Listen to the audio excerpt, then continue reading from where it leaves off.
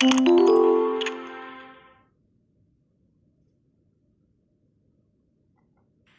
guys.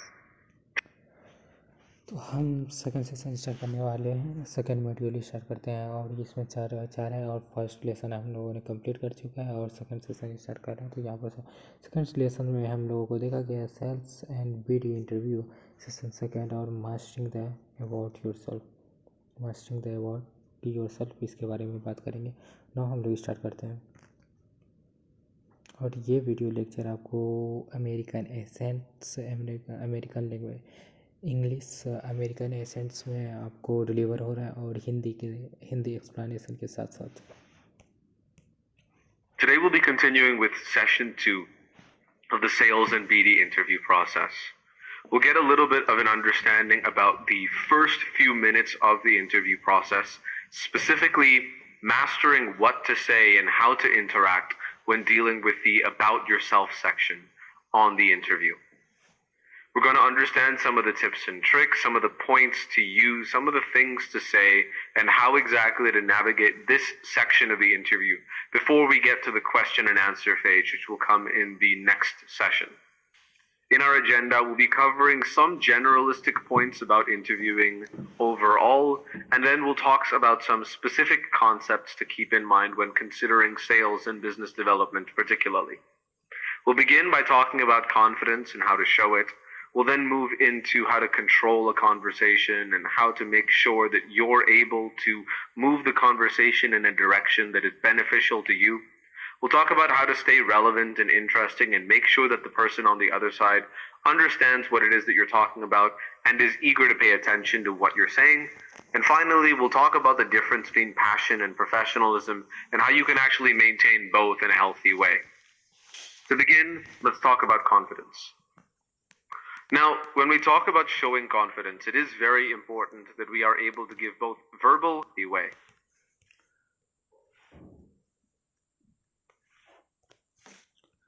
तो हम लोग यहाँ पर बात कर रहे हैं कुछ एजेंडा जो तो होता है कि जिसके बारे में हम लोग आगे इसमें पढ़ने वाले हैं। सबसे पहले यहाँ पर शोइंग कॉन्फिडेंस तो पहले ही बताया था, कॉन्फिडेंस बुल्डअप रहना चाहिए। यहाँ पर कॉन्फिडेंस एकदम अच्छे से अपने पॉजिटिव कॉन्फिडेंस उसे दिखाना है। कंट्रोलिंग द कन्वर्सेशन, जब आप उससे बात कर रहे हैं तो लिमिट में बात करें और जो पूछा जाए उतना ही। और अगर ब्रॉड स्पेक्ट्रम में रहते हैं मैं तो, लेकिन उसी से अगर कोई क्वेश्चन अगर पूछे तो उसी के अराउंड घूमना है, ये नहीं कि आउटसाइड उस बीच को छोड़ देना है। जो क्वेश्चन है तो उसी के सराउंडिंग में घूमना है और फ्रिक्वेंटली उसी के आंसर देना है। Staying relevant interesting staying relevant वहाँ पर रुकना है और इंटरेस्टिंग जो लगे उसके बारे में बताना है। और आगे बात करेंगे पैशन वर्सेस प्रोफेशनलिज्म। तो पैशन और प्रोफेशनलिज्म में क्या डिफरेंस होता है, आगे बात करते हैं। And is eager to pay attention to what you're saying. And finally, we'll talk about the difference between passion and professionalism and how you can actually maintain both in a healthy way. To begin, let's talk about confidence. Now, when we talk about showing confidence, it is very important that we are able to give both verbal and non-verbal cues in order to express the kind of confidence that we have on call. This can come in a lot of different ways, and they will vary depending on whether you're using a video call, like I'm doing with you right now, or whether your particular interview doesn't involve video. Some of these points will be relevant to both video and non-video conversations, while others might only be relevant when you are either face-to-face or on video with whoever it is that you're speaking to. So let's talk about each of the points individually, and we'll get into which ones are going to be relevant. First of all, projecting your voice. Now, this is something that people tend to skimp out on a lot, particularly in the Indian environment. What you will often find is that people tend to mumble or keep a low profile in their voice because being loud and being well pronounced and over the top is often seen as a bad thing in our culture. We tend to be told to not open our mouths very wide. But what you tend to find is that by keeping your mouth closed as much as possible, words can often mumble into each other. So you end up talking like this, when instead you should be speaking more clearly and talking more like this. What ends up happening when you open your mouth a bit more and use your lips a bit more clearly is that even if you do have an accent of some sort, that accent tends to be lessened or sometimes even mitigated entirely if you're able to speak openly and loudly enough that you're able to put your point across. An accent is only really a problem if and so much as it prevents communication from being crisp and clear. So, particularly for those of you that might have accents, make sure that you enunciate your words properly and open your mouth when you talk so that you can really project your voice well. Using your lungs and really getting that voice out there is also incredibly important. Do not weakly talk along these lines. You want to ensure that you're standing straight, maintaining your posture so that those lungs can really give that kind of energy and speak with a kind of confidence as if you are talking not just to one person, but to a kind of room in general. You want to have that sort of larger than life projection in your voice in order to really showcase your level of confidence. Which gets to my next point, which is something we touched on already. Maintain good posture. It doesn't sound immediately that obvious or relevant, but even when you're not visibly in front of someone, even when they can't see you, what you will often find is that keeping your back straight and having good posture will automatically make your voice project more and will make it simply sound better. Third, ensure that you're always facing the camera head on. Sometimes computers may have cameras that aren't built into the screen itself. You find built-in webcams with laptops quite often, but with desktops and the like, they will often have separate webcams. If you're using one of those, make sure that you do put it as close to in front of you as possible. Many of them will have clip-ons which you can attach to the top of your screen. However, for those that don't, placing it at the bottom middle of the screen is better than keeping it on the side in some extent. So make sure that you are able to face the camera at least to some extent so that you're able to do that. If it's a little bit above or below and you're not making direct eye contact with the camera, that is okay, but it should be seeing your face in a full profile visual. Next, avoid filler words. These are phrases like and similar concepts like that. You know is another common one that people tend to put across. These kinds of words are often utilized by people as a way to fill in the gaps and make it sound like they're not being completely silent when they're talking. However, as much as your confidence may go down from small moments of silence, as long as those moments of silence are controlled, you are fine. And in fact, they do tend to be better than having fillers in your language. For example, if I were to speak like this, now despite the fact that I am breaking from time to time in order to collect my thoughts, and then once I've collected those thoughts, I will then continue speaking in such a way that I'm able to get my point across. That ends up sounding significantly better than if I were to use fillers in the language. For example, if I were to if I were to start talking like like this, you can clearly see the immediate drop in confidence in the way that I'm speaking in that moment.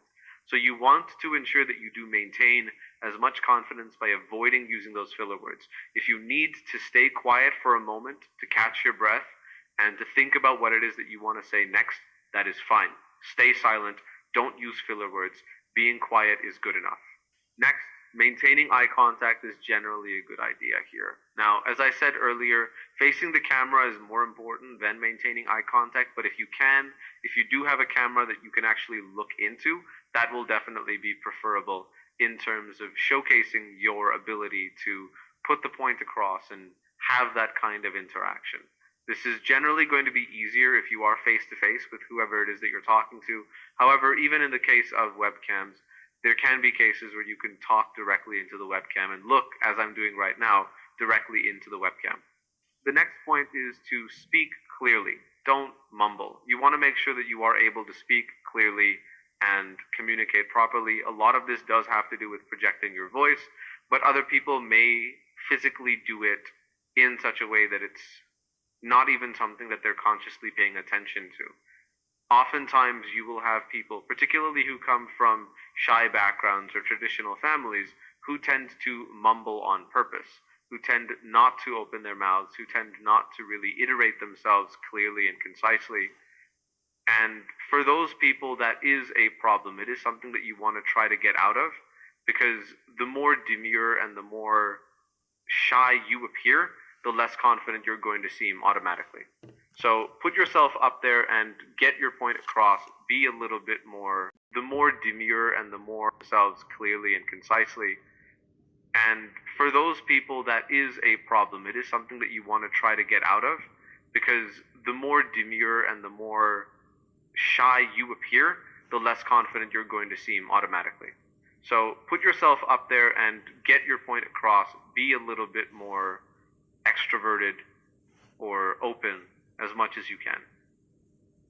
Finally, smile. It's always important to have a positive attitude and to smile from time to time while you're doing the interview. Doing this constantly will obviously look forced, but if you're having a situation where you can connect with the person on the other side of the line, giving them a warm smile or anything along those lines can definitely go a long way in order to show that you are relatable and human and someone that they'll be able to have a strong interaction with.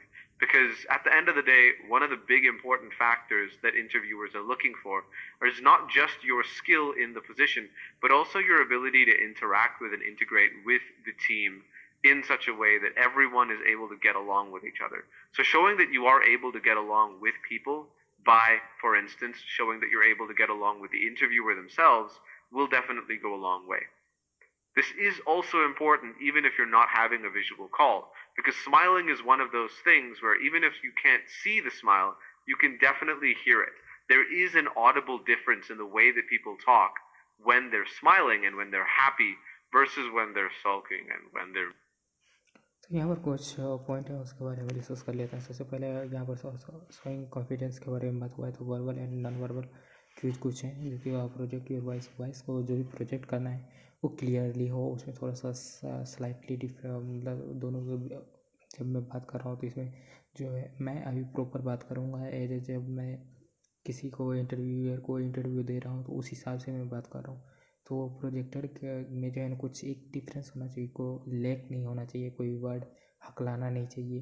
अगर genuine बंदा है जिसके ये हकलाता है तो वो सब अलग बात है। और कभी भी अपने अपने अपने आधे वर्ड अपने मन में रखे, आधे नहीं बोले, ऐसा सब वहाँ पर नहीं करना है। सबसे पहले जो बॉडी पोस्चर अच्छे से रखना है, पूरा स्ट्रेट, जैसे फौजी सब रखता है उस हिसाब से। Face the camera eye contact होना चाहिए, ताकि फेस इधर उधर ना होना चाहिए, कि ये ना लगे कि आप कहीं पर चीटिंग कर रहे हो, ऐसा कुछ नहीं। आप इंटरव्यूअर के सामने थोड़ा सा भी वो कोई अभी ऑनलाइन है लेकिन ऑफलाइन होता है तो प्रॉब्लम होता है, लेकिन ऑनलाइन में आप लोगों को थोड़ा सा देखना पड़ता है। वाइड फिलर वर्ड्स, जो भी वर्ड्स होता है वो सब तो एक दूसरे पर ओवरलैप ना करें, ऐसा मैं राइटिंग में नहीं बोल रहा हूँ। जब भी बात करते हैं तो जैसे कहीं पर स्पीड कहीं पर स्लो, तो एक कांस्टेंट मेंटेन रखना है, ना ज़्यादा स्लो बोलना है ना ज़्यादा फास्ट, और उसको जितना भी ईजी हो ईजीनेस उसे प्रोवाइड करना है। मेंटेन आई कांटेक्ट, और आई कांटेक्ट सबसे पहले मेंटेन करके रखना है। स्पीक क्लियरली, डोंट मबल, इस जो भी बोलना है एकदम क्लियर बोलना है, मबल नहीं करना है कि मतलब कुछ बोला और कुछ मतलब गोलमाल कर दिया और खींच दिया वर्ड को, ऐसा नहीं करना है। और स्माइली, और यहाँ पर इंट्रोवर्ट एक्सट्रोवर्ट होता है। इंट्रोवर्ट वाले तो साइंटिस्ट सब बनते हैं, लेकिन एक्सट्रोवर्ट वाले सब है अधिकतर। मैं ऐसा मानता हूँ कि जो कि मिलजुल करके रहता है, वैसे ही कंपनी भी एक्सट्रोवर्ट को ही चाहती है, जो कि हिले मिले एक दूसरे से मिलजुल करके कंपनी को बढ़ाए। और इंट्रोवर्ट अधिकतर जो होता है वो अपने में ही खोया रहता है। एक्सट्रोवर्ट वाले कि एक्सट्रोवर्ट वैसे जा सकता है, इस टाइप के कैंडिडेट को ज़्यादा सेलेक्ट किया जाता है किसी भी कंपनी में। तो स्माइलिंग फेस और कई हल्का सा स्माइल देना है जहाँ पर आपको लगे, मतलब टाइम टू टाइम ये नहीं कि हंस रहे हैं दांत खोल करके, ऐसा नहीं। और कुछ ऐसे भी होते हैं कि वहाँ पर हंसते हैं तो कुछ सबसे बड़ा मैंने पहले भी बताया, ये पैनिक पॉइंट होता है। आप अगर वो कुछ बोले और वो अगर ना बोल पाए फिर आप उस पर हंसो, तो ये बहुत इम्पेक्ट पड़ता है। तो कहाँ पर हंसना है ये बहुत मैटर करता है। They're miserable, and that tends to give you a much more groggy, low voice. It tends to make you sound more exhausted, and you don't want to have that kind of attitude when you're on the interview, right? You want to be energetic. You want to show that you're willing to open a new chapter in your life, and in order to do that, You want to ensure that you're able to put that kind of positivity, and smiling on the call is a really great way to push yourself to do that.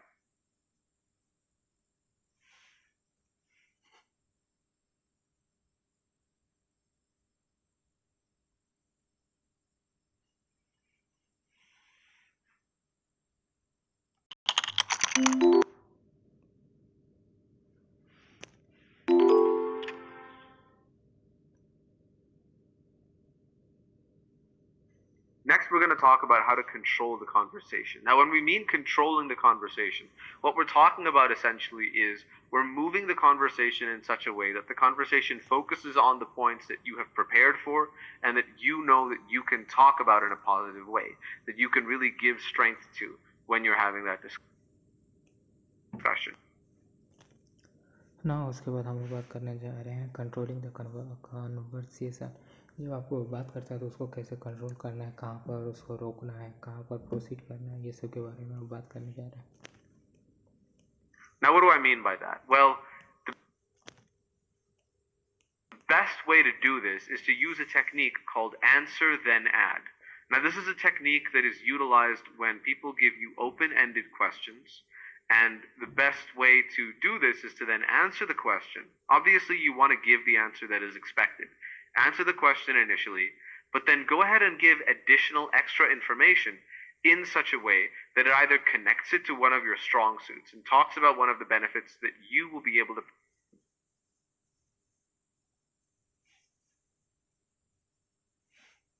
provide to the program, or alternatively discusses something which the interviewer will then. Number one,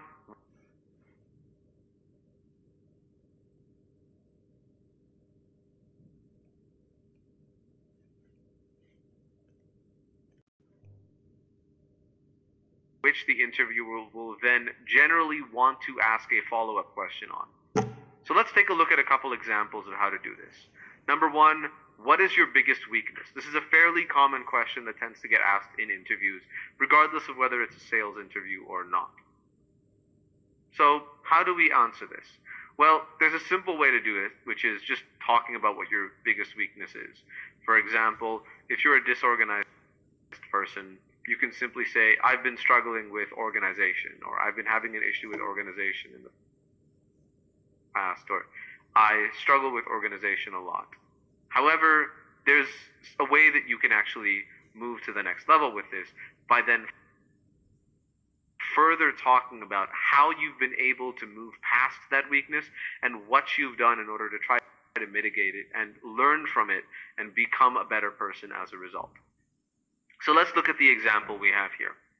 So the example says, I've struggled in the past with being too much of a perfectionist. That level of obsession with quality has led to some problems with getting things done on time in the past. So he struggles with deadlines. He struggles with getting things done on time. But he's saying it as, I'm too much of a perfectionist, which could be seen as a positive as well, because it means that you're putting a lot of quality into your work. So he says that level of obsession with quality has led to some problems with getting things done on time in the past, but I've been working on myself these past few years and have learned to become more disciplined about setting deadlines for myself to ensure my timing is not negatively hit. So what are we doing here? We're taking the question, what is your biggest weakness? And while we are giving it an answer, we're talking about it in a way that ends up praising ourselves, that ends up talking in a positive way about us without not answering the question. Now, this is important. When you answer then add, you always want to start with the answer. You want to give the answer initially before you then move on with the remainder of the point. If you constantly answer questions in a way which is what we call a तो अभी हम controlling the conversation कैसे इसको करना है। अगर आप कोई क्वेश्चन पूछ दिया, यहाँ पर पूछा जाए what is your biggest weakness, अगर ऐसा उसने पूछ दिया तो फिर उसके बाद कैसे आंसर देना है, यहाँ पर क्या कहाँ पर कैसे देना है, ये सब के बारे में। I have struggle in the past with beginning too much of a perfectionist. जब मैं स्ट्रगलर था तो वहाँ पर जो है ना मैंने कुछ स्ट्रगल फेस किया जब मैं परफेक्शनिस्ट था। परफेक्शन का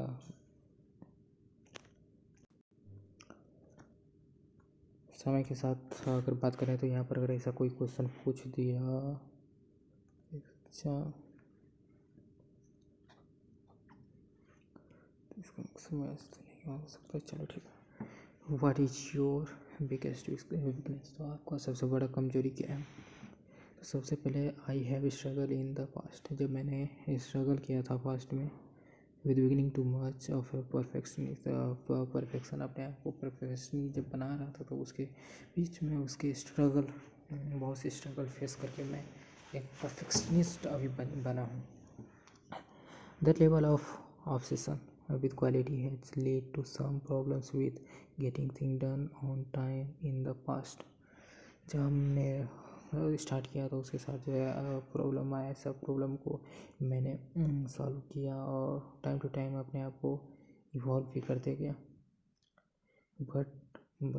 परंतु I have been working on myself, अपने आप पर काम किया मैंने these past few years and have learned to become more disciplined। और को कुछ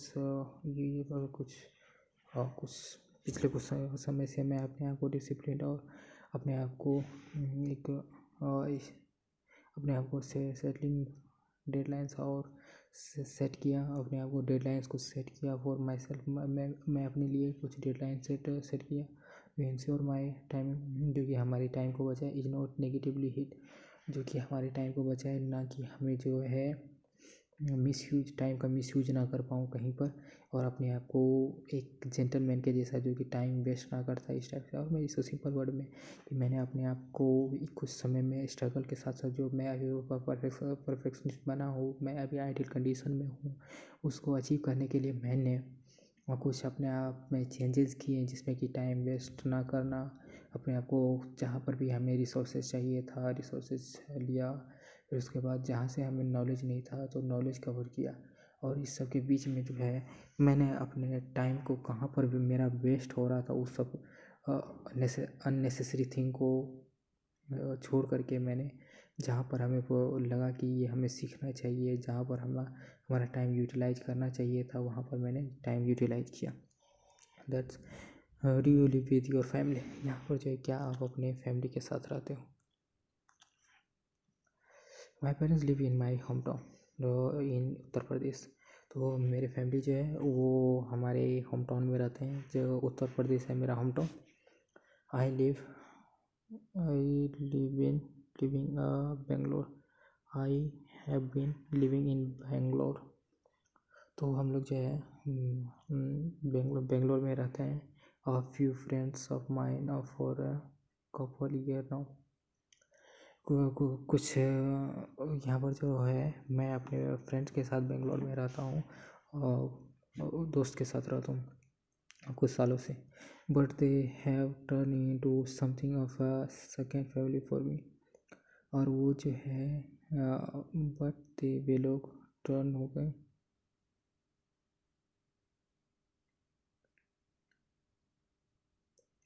तो जो मेरे फ्रेंड्स थे वो कपल हो गए, तो but they have turn into something of a second family for me, हमारे लिए जो है ना वो मतलब दूसरे फैमिली में शिफ्ट हो गए। I love making new friends, और मैं जो है नए फ्रेंड्स बनाने में मैं इससे इच्छुक हूँ, और मुझे अच्छा लगता है नए friends banana. And really enjoying interacting with people, और जो है हमें वो नए पीपल से या बोल सकते हैं कि लोगों से हिलने मिलने में हमें अच्छा लगता है। तो यहाँ पर बात ये हो गया कि आप do you live with your family, क्या आप अपने फैमिली के साथ रहते हो? तो मैं इसमें ये बंदा ये बता रहा है कि मैं तो होम टाउन है जो भी है वहाँ पर मैं रहता था, फिर जो है समय के साथ साथ, लेकिन मैं अभी मेरा होम टाउन जो है वहाँ पर मेरे पापा सब रहते हैं, पापा मेरे पेरेंट्स सब रहते हैं, और मैं अभी बाहर में रहता हूँ, जहाँ पर बेंगलोर में रहता हूँ फ्रेंड के साथ। फ्रेंड जो है फ्रेंड पहले साथ में रहता था, लेकिन अभी जो है वो शिफ्ट हो गया है, क्योंकि वो उसने शादी कर लिया है, और तो अभी मैं हूँ, तो मैं ढूंढ रहा हूँ और नए फ्रेंड्स बनाते रहता हूँ, और मैं मिलनसार हूँ, एक्सट्रोवर्ट हूँ, और मैं नए पीपल में मिलने जुलने में विश्वास रखता हूँ। no extra. A non-answer, what you end up doing is you end up reducing the patience of the person on the other end because they're constantly just thinking, he's not answered the question yet. Why is he talking about this? Why is he going off topic, off point, when he's not even given an actual answer? So always answer first, then add. Don't just add without answering the question in the first place. Let's talk about another question. This one might be a little bit different from the actual job itself. So you're not directly going to be iterating with a point in terms of your business profile, but oftentimes you can have personal questions like, do you live with your family? This is a question that does tend to get asked rather frequently in interviews because it does give the interviewer an understanding of what your timings are, what kind of family situation you're in, and as a result, what kind of emphasis you're going to place on the role. So let's answer that question. And let's talk about it in a way that doesn't just answer the question itself, but also adds in a way which makes the interviewer want to talk a little bit further about those points and about a direction that you want to move the conversation towards. So if you want to move the conversation, you always want to move it in a way that talks about how great you are for the position and how well you'll be able to do in that role. So that's what we're trying to aim the conversation towards when we answer this question. So let's look at an answer to this question. Do you live with your family? So my parents live in my hometown of Uttar Pradesh. We're assuming that this is a conversation that's happening in a different state, a different city. I've been living in Bangalore with a few friends of mine for a couple years now, but they've turned into something of a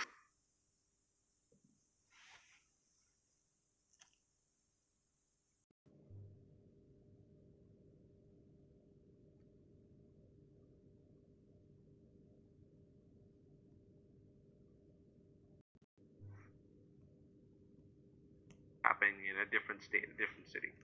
I've been living in Bangalore with a few friends of mine for a couple years now, but they've turned into something of a second family for me.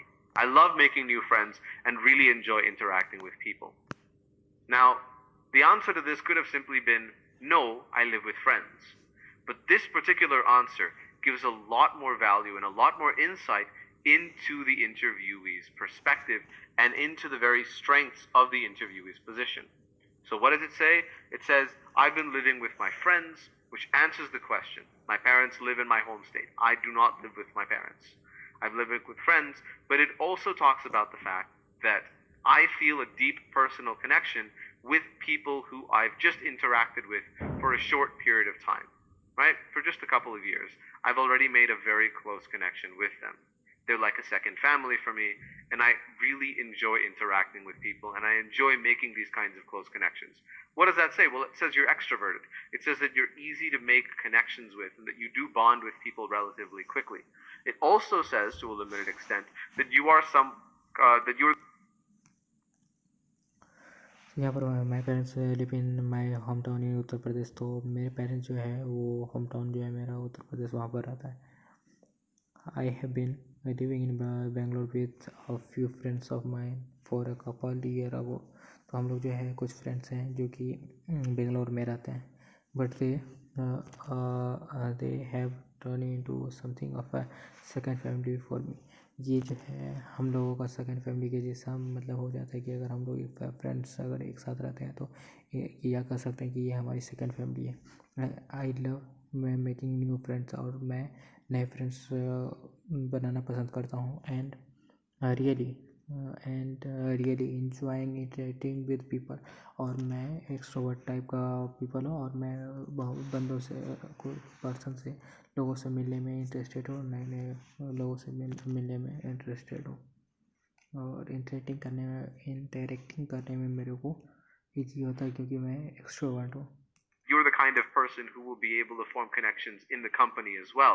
That you'll be able to form connections with your colleagues and stuff like that. Because you are that type of interactive, extroverted person who does make those kinds of interactions. It also generally shows that you'll often make those kinds of interactions with customers or long-term clients as well, and really cement the company's ability to form relationships with the people that it's trying to form relationships with in terms of its clients, its suppliers, its distributors, etc.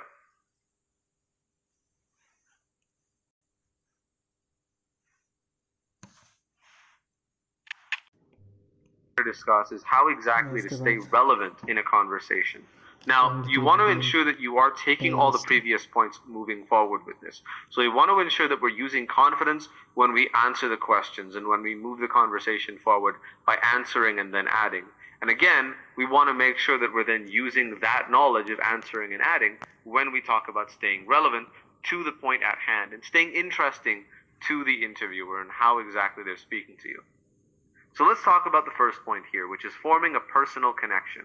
Now, this is most easily done by talking about what it is that you do and what interests you and what engages you, and trying to find connections and trying to find similarities between what you do and what the other party might be doing as well. So use personal points to create professional value. You want to try to connect with the interviewer on a personal level. For example, if you both like the same cricket team, if you both have similar hobbies like travel or anything along those lines, if you both read the same kinds of books, if you're both family-oriented people, or if you're both travelers and like to engage around and hang out with friends and all that kind of stuff. Try to find similarities between yourself and the interviewer when you're dealing with these kinds of personal points, and then use those to your advantage. Talk about those points in a little bit more depth, and then connect those points back and talk about why having those points will be able to give you professional value as well, and why being that kind of person also makes you more professionally viable. Particularly if you're able to do this with a point that is similar between you and the interviewer, because that tends to be something that the interviewer will agree with, because you're effectively also praising them. If we are both family people, and if I talk about the values and the great benefit of being a family person, I'm not just talking about myself, I'm talking about you as well. I'm praising you as well. So you are then tempted to agree with me, because it's not just a praise I'm giving to myself, it's a praise I'm giving to both of us. But let's talk about the different points, and we'll talk about how exactly we can use those and connect those in with professional value. So let's talk about family people. By this I mean people who spend a lot of time with their family, who are committed and engaged with their family, who might be taking care of parents who live with them, who might be in a situation where their first priority is their spouse and their kids and anything along those lines. So in those cases, what kind of professional value can we create? Well, they're a committed person. They're not someone who gives up very easily. They're very caring. They take care of other people who are in their element. So they will often maybe give a mentored role to someone who might be a bit newer or a bit lower on the ladder than them. So a company will like this a lot, because they do want people who can then upskill and engage the lower level staff as well. People who might be in a position lower than you, the company will want them to ascend and will want them to do better in those positions. So being that kind of caring, overarching sort of parental role for those types of people is something that companies can look up to. But it isn't really something that people will often make the connection to automatically. So it is something that you need to do in terms of talking about how your family-oriented nature is something that does make you that kind of caring, mentor-oriented person who wants to bring other people up and see them succeed, and who is committed and never gives up on the company or the profile or anything along those lines. You're someone who looks at the long term rather than just the short term, because you want to build long-lasting relationships. Now let's look at the opposite. Let's say you're not a family person. Let's say you do live with friends, or you do live in a hostile situation, or anything along those lines, where you don't actually have a great relationship with your family in terms of that level of closeness. Well, you can still talk about this in a positive way.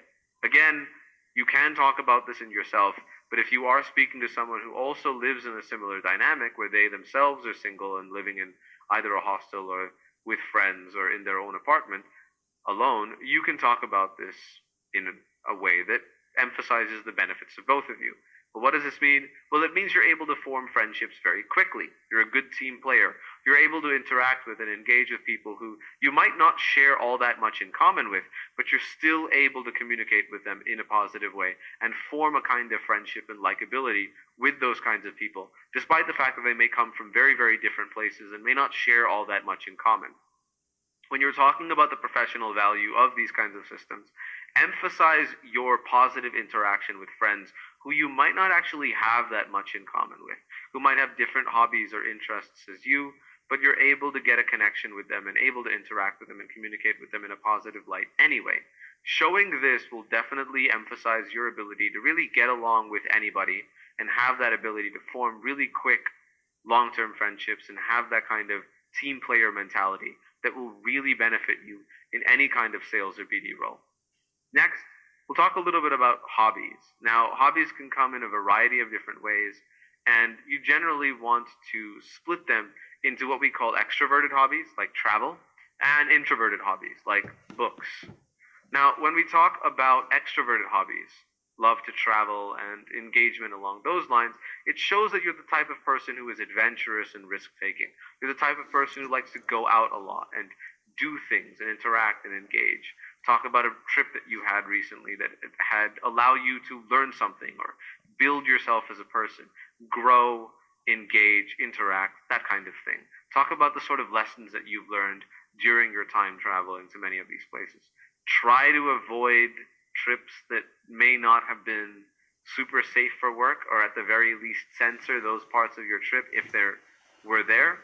But you can still talk about trips to places that might have those kinds of reputations, like Goa, for example, as long as you're able to do it in a way that is professionally friendly and that talks about your ability to engage with and interact and grow as a person.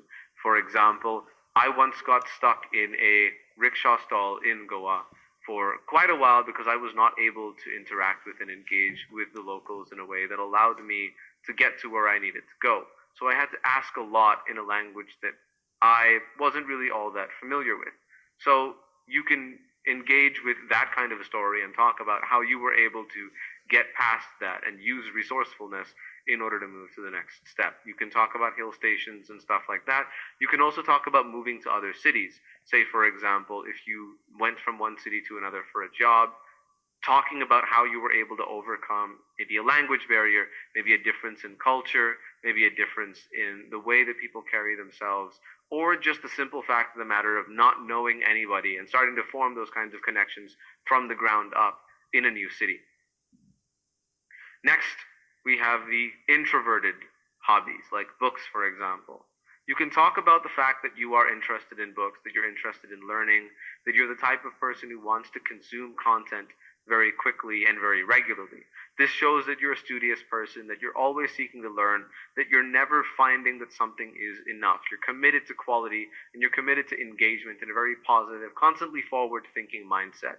This level of growth and pushing yourself to the next level definitely shows that you do have the desire to learn and develop and engage, and that you have the ambition to keep going for the next level. And that kind of ambition is a very big driving factor for a lot of people.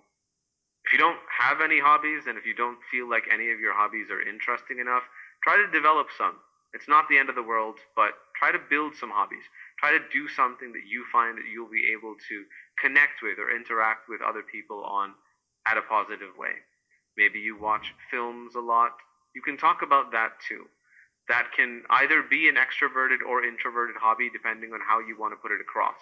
Some people like going to the cinema with friends, and you can use that as a way of talking about how exactly you engage with other people in those sorts of environments. And you can focus a little bit more on your interactions with your friends.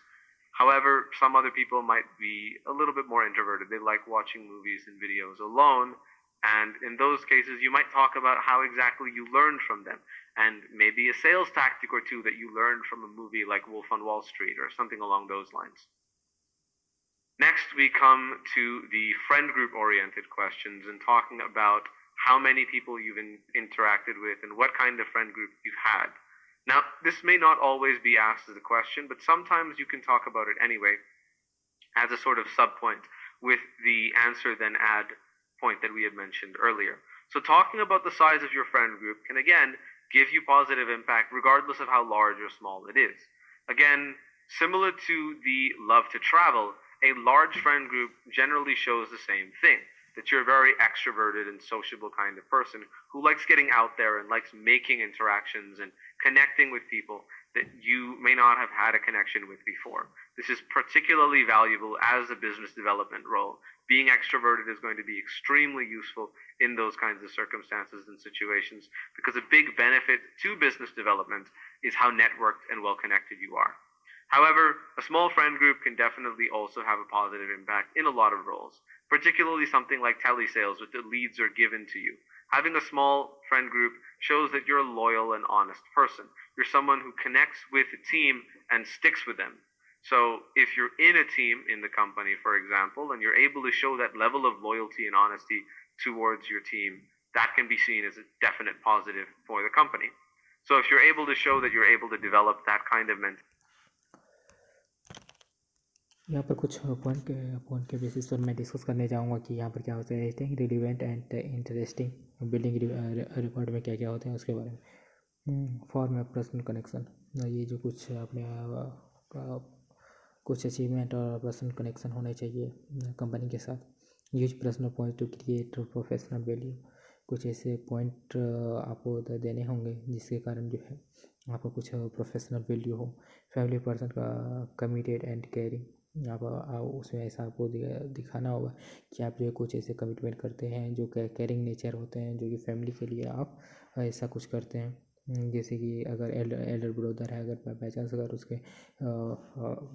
Mom या dad मर जाते हैं तो उसके कैसे, और mom dad का अगर डेथ हो जाता है तो कैसे आप, अगर एल्डर ब्रदर हैं तो आप छोटे भाई को कैसे ट्रीट करेंगे और उसको कैसे एजुकेशन सब करेंगे, ये सब अगर आप बताते हैं तो फैमिली पर्सन के साथ आप रिलेशन और कमिटमेंट जो और केयरिंग नेचर आपको दिखाते हैं तो आपके चांसेस ज़्यादा बन जाते हैं हायर वो करें। Lives with friend, great team player, और जो आपने कैसे कोई टीम बनाया, जैसे कि क्रिकेट टीम है और कैप्टन आप बनाया और आपने कैसे उसको लीड किया, कैसे आपने विन किया गेम, इस टाइप्स का आप अगर कहानी स्टोरी और उसके सामने उसको डिलीवर करते हैं तो आपका चांसेस बनता है कि आपको वो हायर करें। लव टू ट्रेवल, आप वो बताएं कि आप जो अगर आपको आप इंटरेस्टेड हैं कि ये ट्रेवल में आपका जो भी स्पेसिफिक फीचर हो, ट्रेवल में, डांसिंग में, जो भी हो आप उसे बताएं अपना। ट्रेवल है एडवेंचरस एंड रिक्स, जो है travel, love to travel, travel में जो है एडवेंचर का करने का आपका शौक़ है और रिक्स यहाँ पर जो होता है रिस्क पर ही काम होता है, तो अगर रिस्क लेने की आपके पास टेंडेंसी है तो चांसेस ज़्यादा होते हैं। इंटरेस्ट इन बुक्स, और बुक्स में इंटरेस्ट, ये सब बताएं आप उस स्टूडियो एंड ऑलवेज लर्निंग, और आप जो है पढ़ने के लिए जिज्ञासु हैं और हर वक्त लर्निंग के और अग्रसर रहता है। लार्ज फ्रेंड ग्रुप, यहाँ पर दो तरह के लार्ज फ्रेंड ग्रुप और स्मॉल। लार्ज अगर है तो एक्सट्रोवर्ट एंड सोशल नेचर को शो करते हैं, और स्मॉल फ्रेंड है तो ये इंट्रोवर्ट, लोअर एंड ऑनेस्ट होना चाहिए। स्मॉल फ्रेंड डजेंट मैटर आप एक्सट्रोवर्ट हो जो भी, और अगर काम भी आए तो उसमें जो कोई काम ना आए। अगर स्मॉल फ्रेंड हो, एक कॉम्पैक्ट, मतलब दो चार फ्रेंड की हो, लेकिन जो आपको हो उसका आपको पूरा काम कर दे, आप जब कभी प्रॉब्लमेटिक सिचुएशन में हो तो आपका फ्रेंड हेल्प करे, काफ़ी है ना। उसके बाद आगे चलते हैं। mentality towards your friend group, and then you do show that you do treat colleagues as friends. आपने इतना दूर तक जब बात किया तो एक इमोशनली अटैचमेंट, जब आप उससे बात करोगे तो कुछ ऐसे आप अपने प्रोफेशनल वैल्यू भी आप दिखा रहे हो। आपने यूनिफॉर्म सब अच्छे से पहना है और आप अपने आप को उसको, मतलब कि इम्प्रेशन आप उस पर छोड़ रहे हो इंटरव्यूअर पर, है ना। उसके बाद कुछ ऐसा पर्सनल अटैचमेंट हो जाता है कि यार इस बंदे को हायर करना चाहिए या नहीं करना चाहिए। इस टाइप से आप उसके साथ कनेक्शन बिल्डअप करो जिससे कि वो आपको हायर करे। That's an important note, that you are able to engage with your colleagues and pull them into a friend group in a similar context. That shows that you're definitely the type of person who the companies want to be able to hire. So it shows that you're going to be that loyal employee who will stick with the company for the time to come.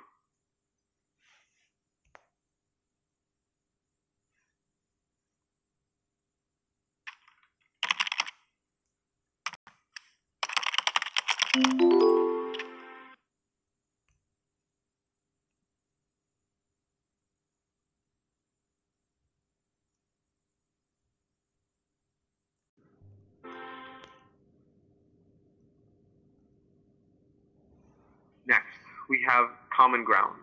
So when we talk about common ground, What this means is that we're talking about how exactly you're able to communicate with the other party in such a way that you're able to form commonalities. We talked about this a little bit briefly earlier, but there's a lot of different points. तो अब हम लोग part discuss करने चाहेंगे staying relevant और interesting के बाद उसको फाइंड कॉमन ग्राउंड में कुछ कॉमन ग्राउंड जो कॉमन हॉबीज होता है common home state common previous campaigns जो आपने पहले बनाया कैंपेन सब किया है common habit common workout regiments do not discuss politics religion और गॉसिप ये सब कभी भी उसके साथ ना डिस्कस करें और शायद कोई भी बिजनेसमैन को ये सब से कोई रिलेट नहीं हो लेकिन अगर ट्रेड मार्केटिंग करते हैं तो ये सब बहुत मैटर करता है ये पॉलिटिक्स सब की बात कुछ मतलब बिजनेसमैन के लिए अच्छा ना लगे लेकिन अगर ट्रेडिंग करते हैं तो अगर कहाँ पर पॉलिटिशियन ये है कि ये कभी भी बदल सकता है तो ये सब इसी के लिए यहाँ पर अवॉइड करना है इस तीनों चीज़ को छोड़ना है यहाँ पर गॉसिप नहीं करना है मस्का नहीं लगाना है no points besides just hobbies or who you live with that you can form common ground on. Now, what you want to do is you want to make sure you want to talk about points wherein if you do have common ground, that's a great thing, but if you don't, there's no real negative to it. For example, if you have common hobbies, say if you're both really heavily into cricket, or you like the same books, or you're into traveling, both of you, you can talk about the kind of places that you've been to. So having a common hobby can definitely push the conversation forward. But if, for example, you say that you're really into travel and the interviewer says, "Oh, well, I haven't really traveled much, but that's really impressive. That's good for you that you're into travel." You don't need to go further on that. You can if you want to. Again, like our previous point, you can then use your love for travel to talk about how adventurous and risk-taking you are and to talk about the fact that you've really grown as a person through your travels, but it's not necessary. But if you are connected, if you do have a same hobby, it's really, really important that you discuss that in a lot more depth and that you have the ability to interact with and engage. जब आप मतलब उससे अगर इतनी देर तक बात कर रहे हैं तो कुछ ऐसा टाइम ऐसा आएगा जिससे कि आपको पता चल जाएगा आप जब उसके हाव भाव से पता चल जाएगा कि किस टाइप का है इंटरव्यूअर और वो क्या चाहिए जैसे कि मैं यहाँ पर पढ़ रहा हूँ तो हमें पता चल रहा है कि ये आगे क्या बोलने वाला है मैंने पहले भी ट्राई किया कि इनसे बोलने से पहले ही मैं डिस्कस करूँ तो और फिर उसके बाद डिस्कस करने के बाद मैंने देखा कि वही बात इन्होंने भी बोला है तो फिर मैं यहाँ पर ये सब बात कर रहा हूँ कि इंटरव्यू अगर आपने बोला कि क्रिकेट आओ तो वो खुद इंटरेस्ट लेने लगेगा कि अगर आपने ट्रेवल की बात कर दी तो वो खुद बताएगा कि यार मतलब ये ऐसा जगह है जहाँ पर कि ट्रेवल का यहाँ पर पूछ लेगा कि आपको कोई पार्टिकुलर प्लेस क्या आपने यहाँ पर विजिट किया है या क्रिकेट की बात होगा तो क्रिकेट के बारे में वो सब पूछने लगेगा आप अगर इंटरेस्टेड हो तो क्रिकेट के बारे में और अगर इस टाइप से अगर इंटरेक्ट करते हो इंटरव्यूअर्स तो चांस ज़्यादा बन जाता है और वहीं यहाँ पर सिंपल सी बात है अगर इंटरव्यूअर को कन्वेंस कर दिया तो आप जो पक्के उसी को तो कन्वेंस करने के लिए इतना हम लोग पढ़ रहे हैं engage with the person in that. But let's say you don't have any common hobbies. What else can you consider? Well, let's talk about a common home state.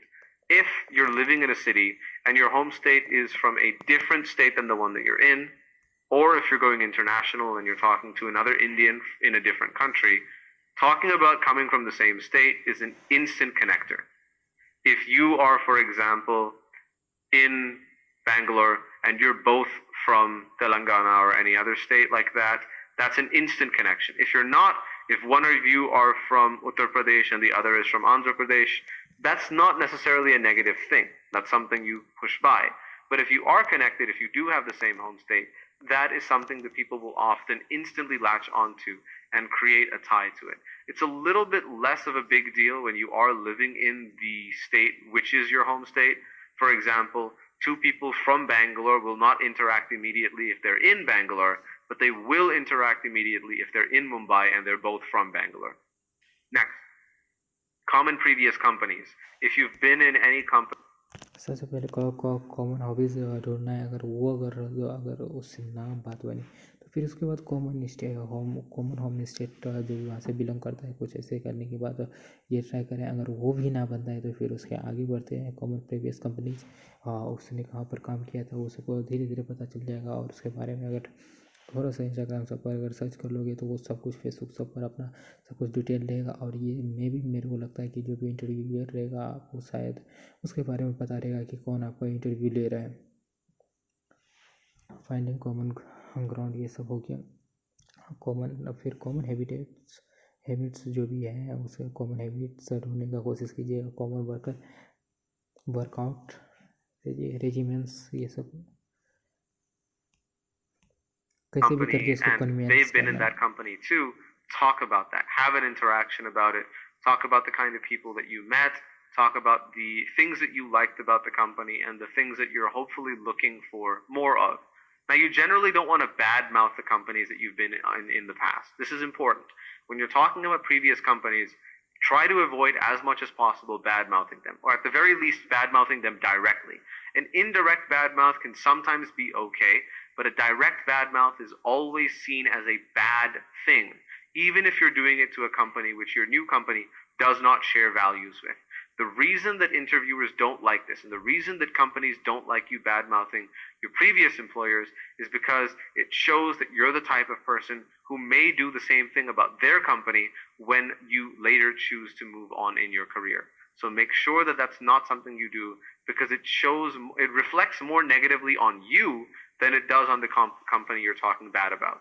So make sure that you don't openly badmouth your company.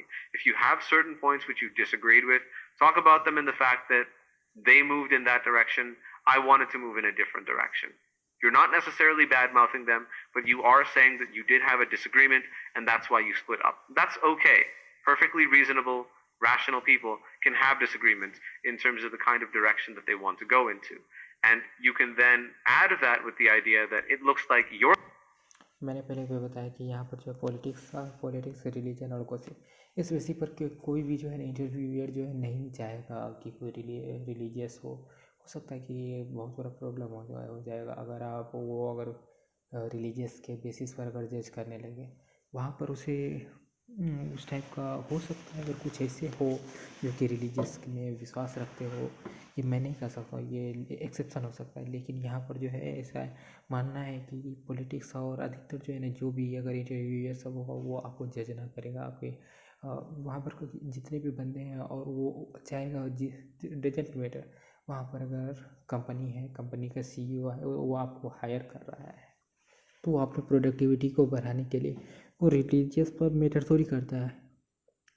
वो अगर मान लें कि कोई religious वाला जो है डम है, वो कुछ नहीं आता, कुछ रिलीजियस है जो कि मतलब अच्छे हैं, उसने पढ़ाया है, तो वहाँ पर बेसिस होता है। यहाँ पर बेसिस ही तो क्राइटेरिया ही तो सर्टिफिकेट पर डिपेंड करता है, ना कि उसके रिलीजियस पर।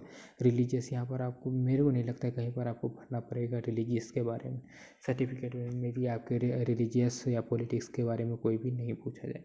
तो यहाँ पर इनके हिसाब से पॉलिटिक्स, रिलीजन और गॉसिप ये सबको अलग ही रखना है। your company, the one that I'm applying for, does have the same kind of value and interest that I share. And the reason that I disagreed with my previous company was because they had a different value presumption in terms of what they wanted to do. For अगर by chance अगर वो बोल ही दिया तो politics, religion और gossip, तो उसको ऐसा आंसर मिलना चाहिए कि जिसके बारे में वो बोले।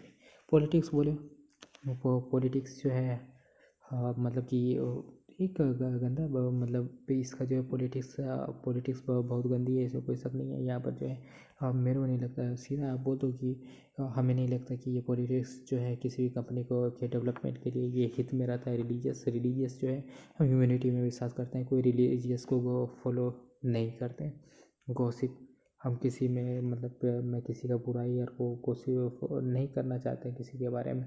हम अपने सेल्फ अवेयरनेस हैं और हम यहाँ कंपनी और एम्प्लॉय की बात कर रहे हैं। हम कंपनी को क्या दे सकते हैं, कंपनी हमें क्या दे सकती है और इसके बीच में हम क्या इम्प्रूवमेंट ला सकते हैं कंपनी का, बस इतना ही हमें बात करना है। अगर इस टाइप से अगर ये सब पूछ भी दे तो यहाँ से निकलने का ये कोशिश कर रहे हैं For ऐसे। example, some companies may want to use expansion and growth in order to open up different branches in other cities, while others may want to simply increase the economies of scale in their existing market and focus on that a little bit more heavily rather than looking for new markets.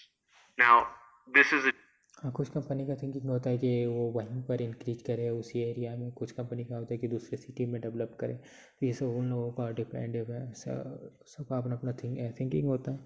और कोई भी company अगर चाहेगा कि वहीं पर है, अगर उसका प्रोडक्टिविटी वहीं पर अगर वो मतलब कस्टमर को सेटिस्फाई नहीं कर पा रहा है तो वो आगे की क्या सोचेगा। वो सबसे पहले अगर कोई भी कंपनी है जो वहाँ पर है उसके पास इनफ प्रोडक्टिविटी होगा तभी वो ज़्यादा बाहर भेज सकता है। तो उस हिसाब से आप वो कंपनी जब आप चूज करोगे तो वो सब पता धीरे धीरे पता चल जाएगा। There's a difference in terms of the sales approach from a decision making standpoint, but some people can definitely grow more or have a better interaction with companies that employ one or the other of these strategies. So you can simply say that they employed an expansion strategy that I wasn't really comfortable with, and we simply moved on for those differences. You're not bad mouthing the company. That's a totally valid strategy. You're just saying it wasn't for me, which is fine. Next, common habits. Now, this is going to be a little bit similar to hobbies, but when we talk about common habits, I'm talking about things like your workout regime or anything along those lines.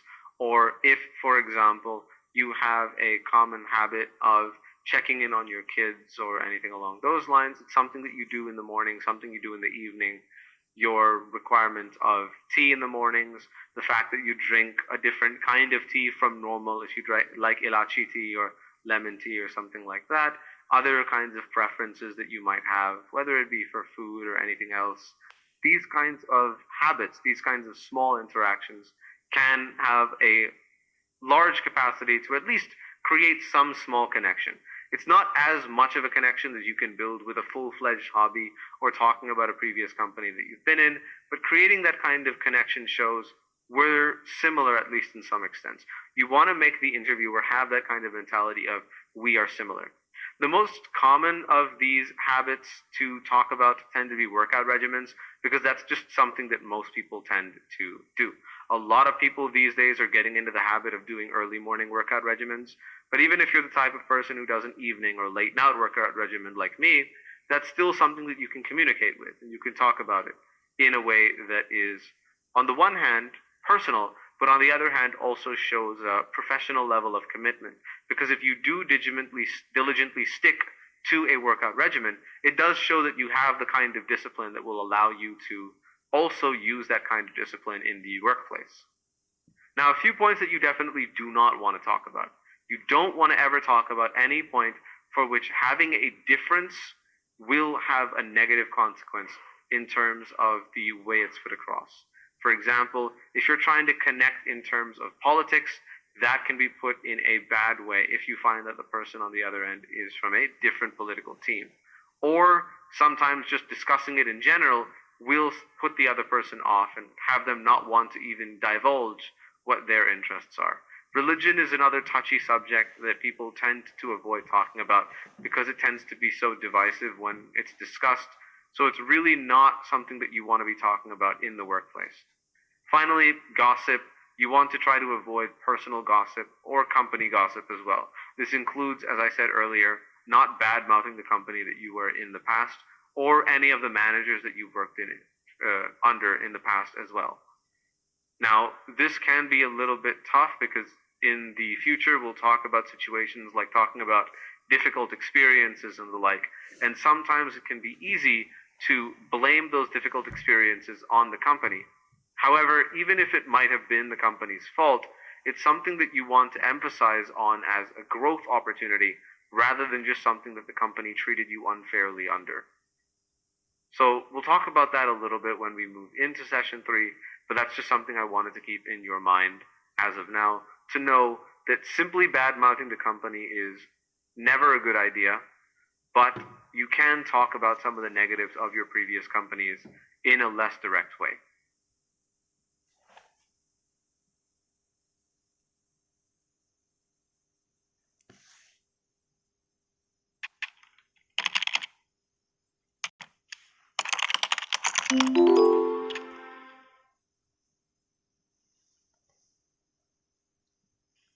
Next, let's talk about the relationship between passion and professionalism and how you can really interact with making sure that you're able to be both passionate and professional in the same instance.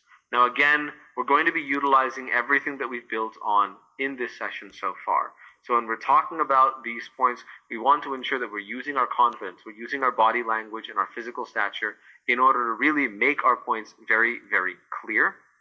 Second, we want to ensure that we are talking about the specific aspects of the conversation we want to move forward.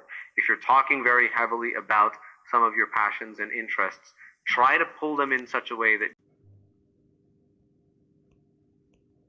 strength passion versus profession के बारे में in हम that लोग passion study itself. करने वाले You हैं. want to reference how your hobby and your interests and your passions are actually going to benefit you in a professional way. You may sound overly excited, and that can have a negative impact depending on who it is that you're speaking to, but at least what you're talking about is something that is going to show relevant, positive points in terms of your professional exposure.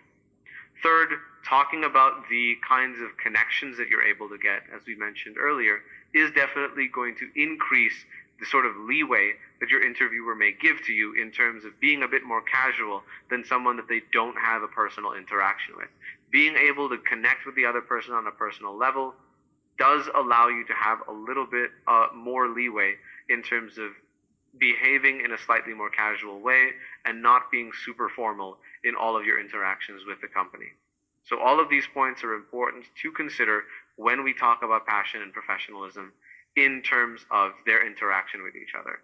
Now, a lot of people keep saying that passion and professionalism are enemies, that they have an adversarial relationship. That's not necessarily true. You can have a situation where you do expose both at the same time. And that's what we're going to be talking about right now.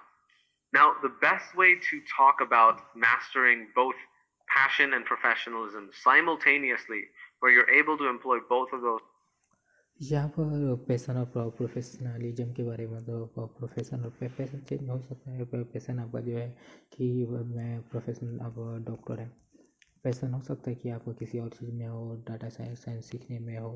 तो ये differences हो सकता है. और कैसे कैसे यहाँ पर क्या क्या चेंजेज आएंगे, मास्टरिंग, काल्म, एक्साइटमेंट, ये सब के बारे में हम आगे पढ़ रहे हैं. Those together is something called calm excitement. This is something that is very, very useful for salespeople, particularly, even on the floor and even when you actually interact with your sales. But in the interview environment as well, it's also extremely important. Now, what do we mean when I say calm excitement? Now, calm excitement is essentially the idea of being able to show a level of engagement and a level of emotional connection with what it is that you're talking about without seeming overly hyped up. Oftentimes, emotional connections tend to lower our ability to be rational about certain things. Our voices go up, our volume rises, we tend to get fidgety and we tend to move around a lot. These kinds of things tend to be common when people get very excited. However, you want to maintain a calm excitement, which is why many of these factors, you want to sort of bring them down to a much more limited extent. Movement is something that can be extremely distracting. So try to avoid movement of your body as much as humanly possible, with the exception of your hands, when you're using them to talk only, which means that it's not a distraction. यहाँ पर calm excitement के बारे में बात कर रहे हैं. तो ये वो जो कंडीशन बोल सकते हैं जहाँ पर कि आपको सिंपल क्वेश्चन आ जाए, सब हार्ड क्वेश्चन आए, और उस टाइम में जो आप अननेसेसरी थिंक करते हो या ओवर एक्साइटेड हो जाए, तो उस टाइप का जो यहाँ पर शो नहीं करना है. यहाँ पर पूरा शालीनता से रहना है और इम्प्रेस करके रखना है, और कहीं पर जो ज़्यादा ओवर एक्साइटेड नहीं हो जाना, इस टाइप को यहाँ पर don't get excited about everything. हर एक चीज़ के लिए यहाँ पर जो है एक्साइटेड नहीं हो जाना है. Avoid unnecessary moment. जो ओवर एक्साइटेड हो जाता है तो अपने आप अननेसेसरी मोमेंट होने लगता है. ये सब यहाँ पर कंट्रोल करके रखना है. Be mindful of your hands. अपने हाथ को जो है ना दिमाग के जोर से चलाना है. ये नहीं कि अपने ही चल रहा है हाथ, कभी इधर कभी उधर. Double down on creating confidence. अपने आप को जो है ना डबल डाउन नहीं करना है, मतलब कि कुछ हाइपर हो गई यानी कि उसको जो है ना नीचे समझने लगे। अगर आपको कुछ मतलब ज़्यादा आता हो तो वो फिर उससे ये ना सोचे कि आप ज़्यादा आता है, और कभी अपने आप को ज़्यादा डिमोरलाइज ना कर ले कि हमें कुछ नहीं आता है। तो ये सब को मेंटेन करके यहाँ पर रखना है। Fraction, it's actually part of the message being conveyed, and your face, which you want to make sure is always visible as you're moving and is fully forward so that the person who you're speaking to knows that you're interacting with them, so that the interviewer knows that you're interacting with them. Now, you want to ensure that you do not get excited about everything. Your excitement should be partial. It should be for certain things and not others.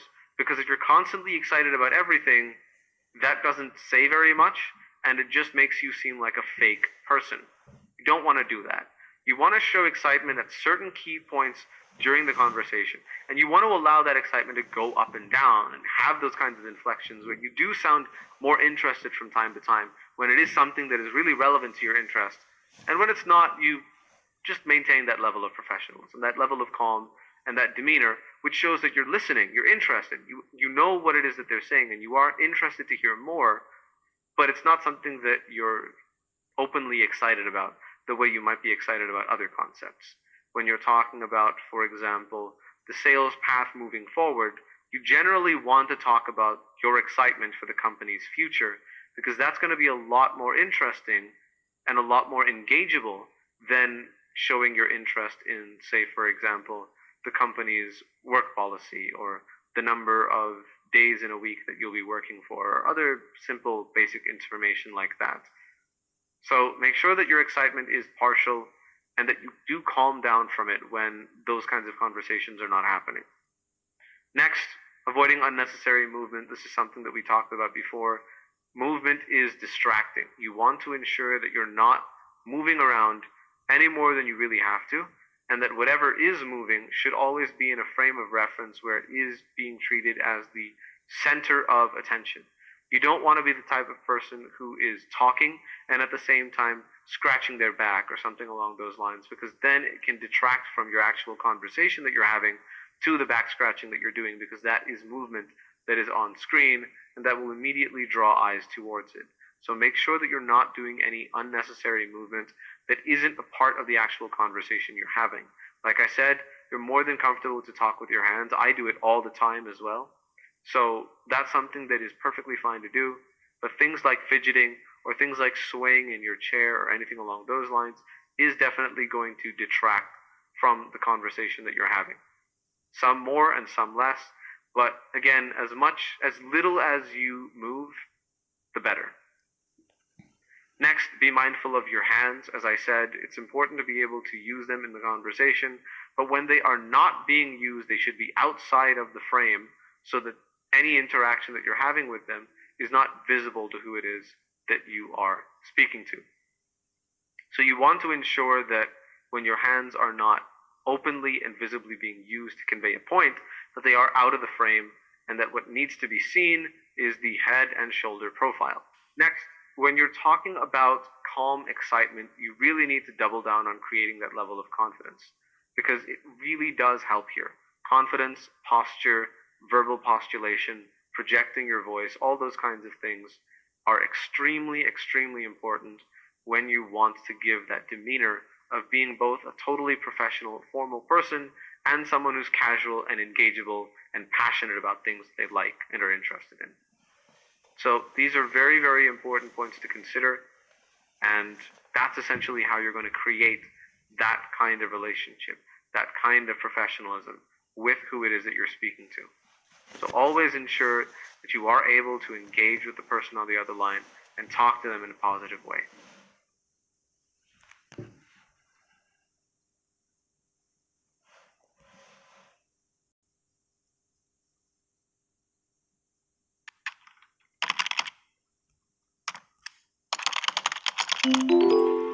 तो अब यहाँ पर summary के बारे में पढ़ने वाले। Summary ये जो हमने सेकंड So मॉड्यूल let's में talk पढ़ा in है, इसको summary of what it is summarise that we've करने वाले। discussed today. Number one, showing confidence. Make sure that the confidence that you show is positive and well structured. You want to make sure that you use verbal and nonverbal cues in order to really give that sense of confidence and, more importantly, competence.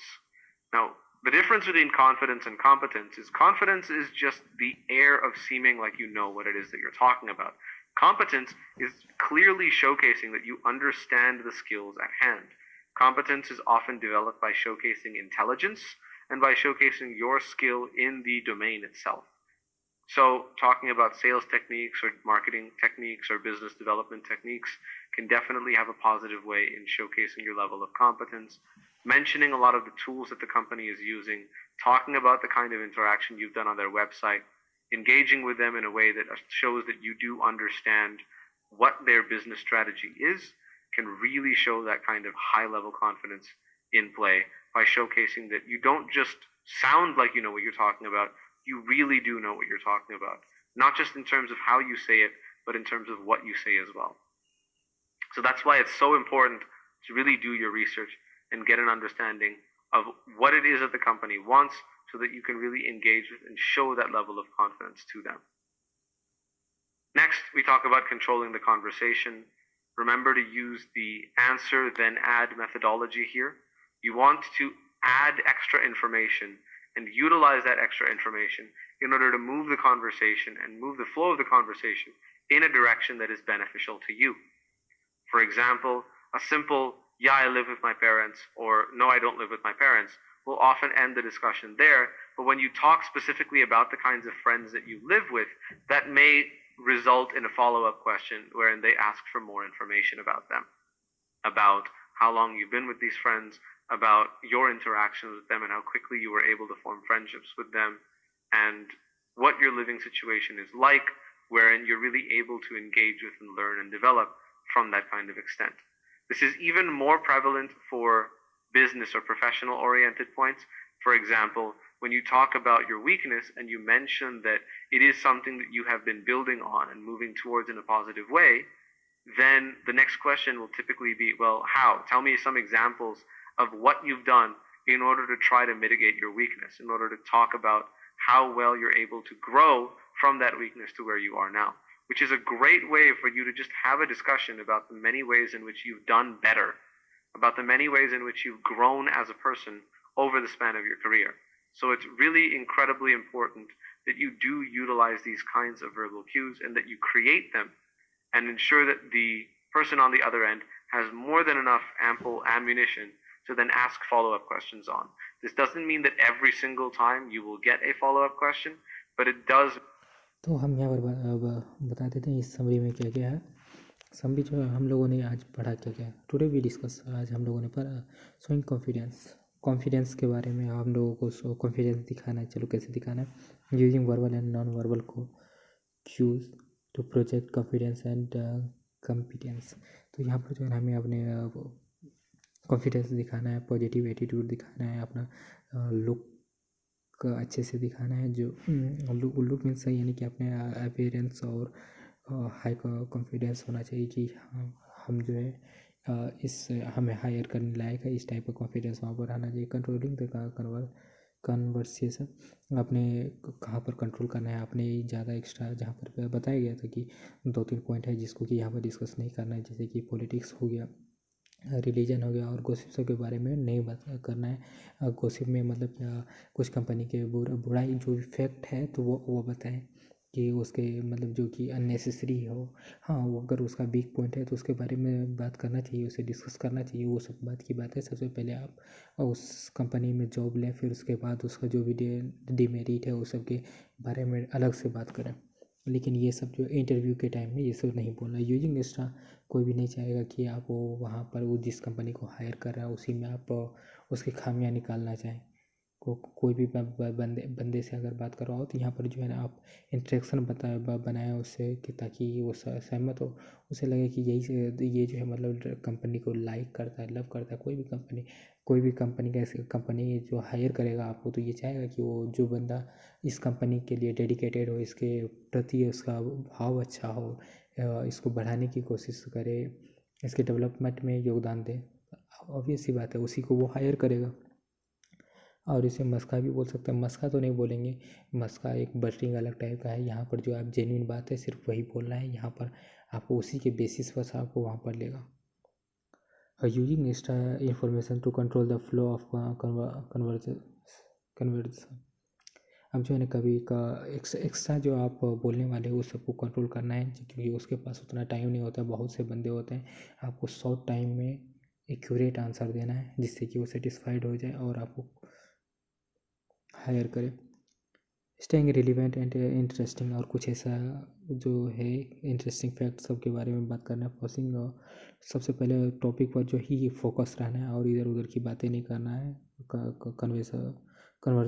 Conversation के दौरान। That makes you memorable, और जो कि आपको memorable है, और वहाँ पर जो है ये दिमाग में रखना है कि उसी के फोकस करना है, जो पूछा जाए वो तो नहीं बताना है। पैसा ना जो बताया जाए उससे थोड़ा सा रिलेट करके अच्छा बात बता सकते हैं जो कि आपको आता है, लेकिन जो आपको आता है उतना ही बताएं। अगर आप अपने पीस से बाहर निकलते हैं तो आपको प्रॉब्लम आ सकता है, वो भी क्रॉस क्वेश्चन किया जाए, आपको क्रॉस क्वेश्चन किया जा सकता है। पैशन वर्स प्रोफेशनलिज्म के बारे में mastering call excitement to show interest and composure. यहाँ पर जो है ना कुछ ऐसे ओवर एक्साइटमेंट जैसा कुछ नहीं उसे दिखाना है कि तो थोड़ी थोड़ी बातों पर, और अपने आप को वेल बिहेव्ड रखना है, और समय समय पर अपने स्माइल पास करते रहना है। ये नहीं कि वहाँ पर और वहाँ पर अगर मे भी फीमेल है तो उसको अच्छे से इज्जत से, मतलब कि रिस्पेक्ट देना है, उस वेल मैनर बिहेव्ड से उससे बात करना है। Does mean that when you do have one, you will be ready and prepared. Next, in terms of staying relevant and interesting, you want to make sure that number one, that you find common ground. You want to make sure that you are able to engage with the interviewer in a way that allows you to showcase, yeah, me too. I also understand the situation. Let's talk about our shared connection. However, absent of that, you want to just try to do something that is relevant to the content at hand and that is as memorable as possible. Telling a funny story, for example, can be a great way to do this. जैसा कि इसमें आपने देखा होगा 3 idiots में जब वो job लेने जाता है तो सभी बोलता है कि मस्का लगा करके कैसा ना करके जॉब लेना चाहता है, लेकिन ये एक्सेप्शन ही होता है कि जो सब उसको सेटिस्फाइड ना करे और आपका प्रोबेबिलिटी देख करके कुछ ऐसे का आंसर दे करके आपको जॉब पर रख ले। डिपेंड करता है कि अगर आप में कैपेबिलिटी है तो उस हिसाब से डिपेंड करता है आपको लेना है वहाँ पर। और अपने आप को ऐसा, मैं सिर्फ एक्स्ट्रा नॉलेज के लिए यहाँ पर पढ़ रहा हूँ, तो सिर्फ मेरे को अपने आप को कैपेबल बनाना है कि मैं हायर हो सकता हूँ या नहीं। बस मैं मेरा एक्स्ट्रा लर्निंग क्राइटेरिया, इसलिए मैं इस फील्ड में आ रहा हूँ। तो आप अगर आपको वहाँ पर कन्फर्म लेना है जॉब तो उसके हिसाब से ही चलना पड़ेगा। मैं भी समझ लीजिए उसको उस टाइम के लिए तो उसको भगवान ही मानना पड़ेगा। ऐसा मेरा मानना है कि अगर आपको वो जो जॉब अगर आपको कन्फर्म लेना है तो थोड़ा सा बटरिंग वटरिंग चलता है, ऐसा कुछ नहीं है। लेकिन ये है कि आप जेन्युइन बंदे हैं, आपने पढ़ाई किया है, तो अब ऐसी बात है कि यहाँ पर दोनों चीज़ मैटर करता है। आपका वेल बिहेव्ड मैनर भी मैटर करेगा, आपका एजुकेशन, आपका स्किल्स, सब कुछ मैटर करता है यहाँ पर। डजेंट आपके पास स्किल्स बहुत है, वेल बिहेव नहीं कर सकता, आप उसका रिस्पेक्ट ना करेंगे तो वो कभी भी आपको अपने कंपनी में हायर नहीं कर सकता है। और सब वहाँ पर आपके वेल बिहेव्ड में मैनर, आप उससे कैसे बात करते हो, ये सब बहुत मैटर करता है। Provided the person on the other line has a good sense of humor.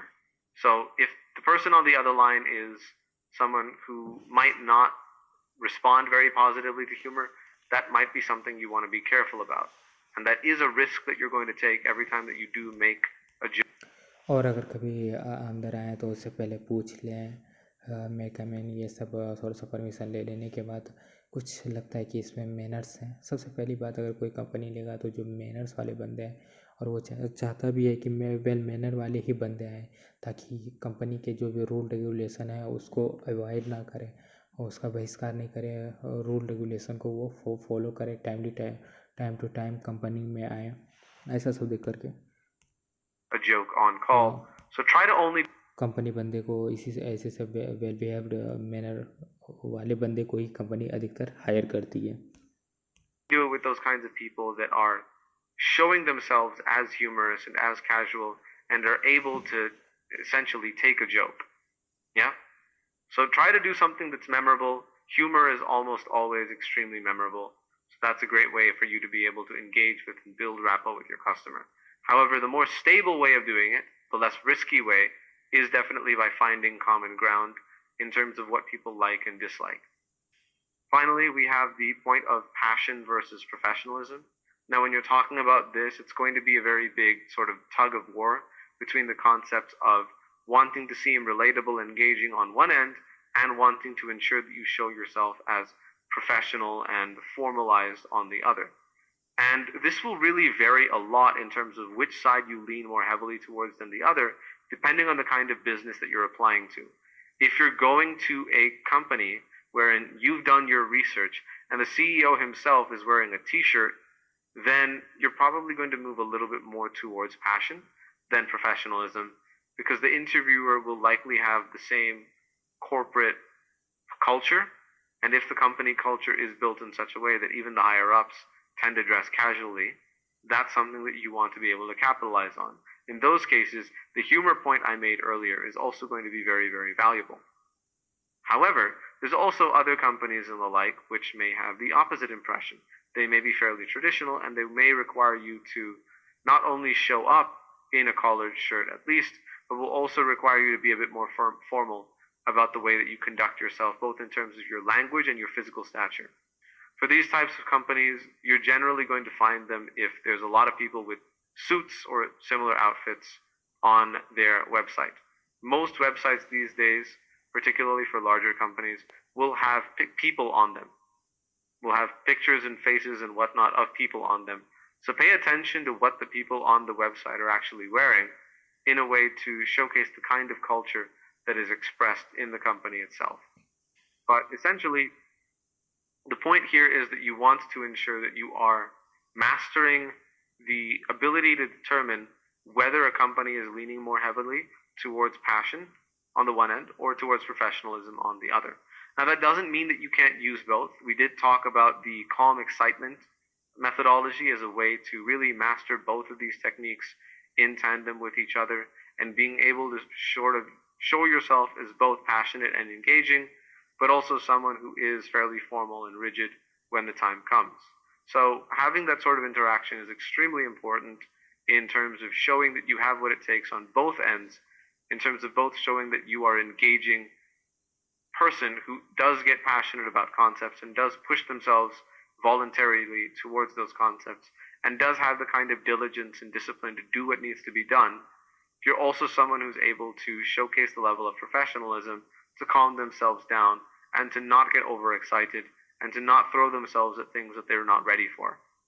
So this connection and this relationship is very, very important, and you definitely want to ensure that you are able to essentially master all of these points. So that's the end of session 2. I'd like to thank you guys for continuing on with these sessions. So we're going to go ahead and end it now.